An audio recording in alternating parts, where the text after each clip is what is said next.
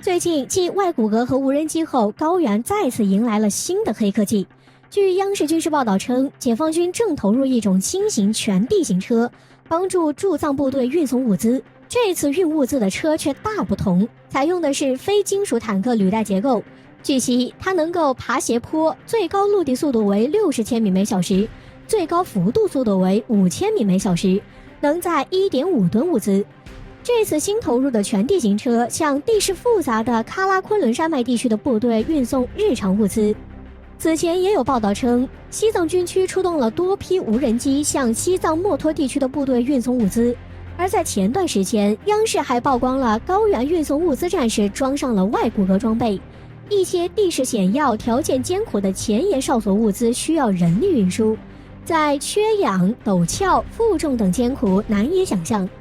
而装上了外骨骼战士们，站立时能减轻50%的负重，走路时能减轻30%的负重。解放军后勤保障一直是重点，不过基本温饱、医疗问题等早已解决，但是还不够。比如在伙食方面，有自热火锅，最近还有大盘鸡、驴肉堡、佛跳墙等春节大餐运抵边境。印度媒体也相当关注屡次爆出，解放军在一线对峙区域有娱乐中心，包括游泳池、健身房、图书馆、网吧等，甚至最近还爆出营房里还有街机游戏设备、跳舞机等。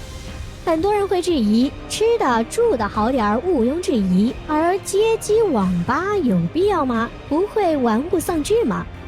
分析称，现在两军长久对峙其实就是消耗战，所以持续高效的后勤保障尤为重要。在解决温饱后，文化娱乐条件也需要跟上。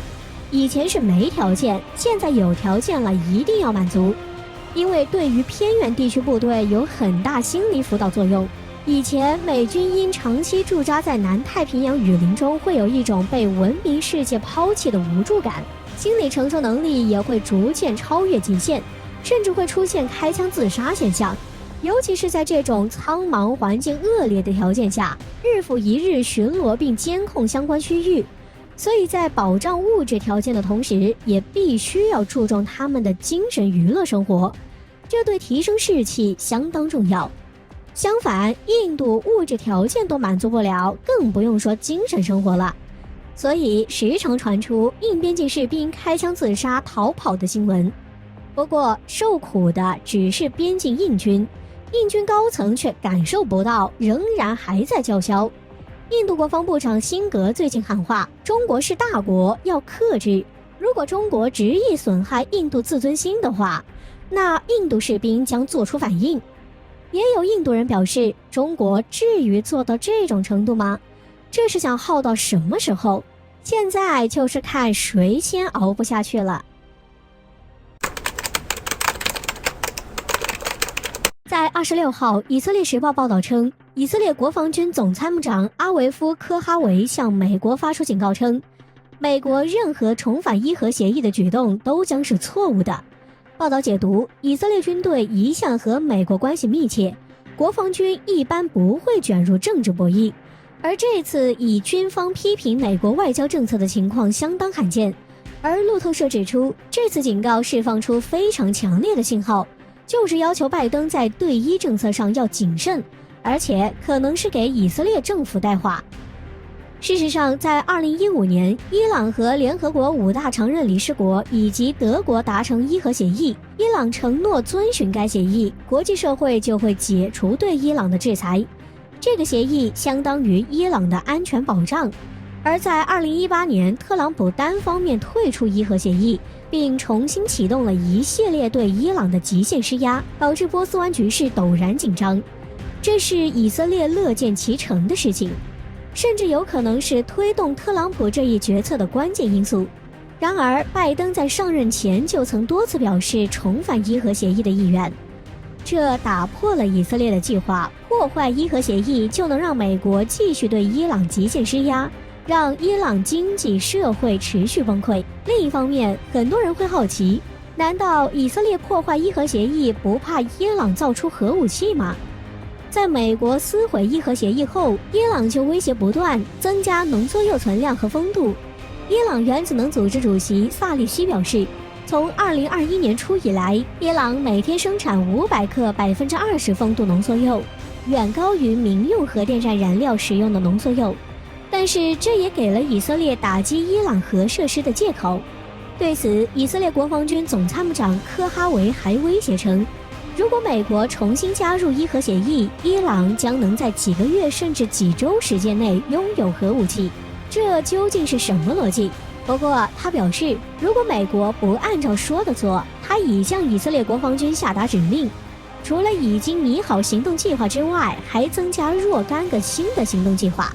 同时，以色列定居事务部部长扎奇哈内比也曾警告，拜登若重返伊核协议，可能会引发以色列和伊朗之间的战争。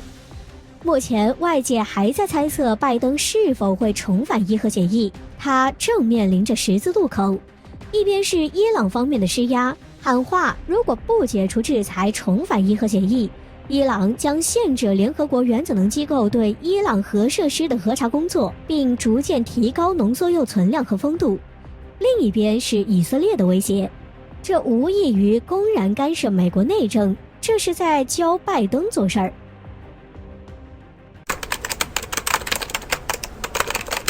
第一个坏消息，新冠病毒血清抗体检测结果十分惊人。在26日，今日印度报道称，印度首都新德里地区1月份进行的第5轮新冠病毒的血清抗体检测调查，结果显示样品中有60%的检测人员血清抗体为阳性，而新德里一共有2000万人左右，这意味着至少有1000万人已经感染过新冠病毒。对此，印度多家媒体疾呼要实现群体免疫了。不过，巴西马岛斯市也有70%以上的人口感染新冠，高于新德里的比例，但大量感染并没有让该地区获得持久免疫力，而且会反反复复，感染越来越严重。而需要注意的是，25日印度公布累计确诊病例才63万左右，这一数据简直不能再假了，真实数据令人无法想象。而莫迪一味掩盖国内疫情，将可能造成难以想象的后果。第二个坏消息，阅兵当天，拖拉机大队挺进新德里，反对派趁机逼宫。在26日印度共和国日国庆阅兵庆祝时，这次摩托车方队却缺席了，取而代之的是拖拉机方队。当天，一大群来自印度各地的农民开着拖拉机出现在新德里街头，但他们不是来庆祝的，而是找印度政府算账的。他们对去年印度通过3项改革农业体制的法律相当不满，抗议活动持续了大半年。这次故意选在这个时间节点，还和军警发生了直接冲突。虽然在短期内对印度并没有什么影响，但是长期来看会加剧分裂，甚至可能动摇国本。而反对党趁机号召民众联名上书印总统，在抗议的问题上批判莫迪，强势逼宫。第三个坏消息，印度永久封禁了59款中国 APP。很多人会想，这不是中国的坏消息吗？对印度有什么坏处？在26日，印度宣布永久封禁包括 TikTok、百度、微信等59款中国 APP， 理由和美国一样，国家安全。印度这样做虽然能逞一时之快，但危害却持续深远。英国金融时报曾解读，印度想让中国承受经济痛苦的任何措施，都将损害印度自身。印度对中国的经济报复只会适得其反。这次永久封禁 APP 将政治和市场挂钩，暴露了印度市场不公平也不自由。亚投行还会继续给印度放款吗？外资还会去印度市场投资吗？还会有公司去投资基建吗？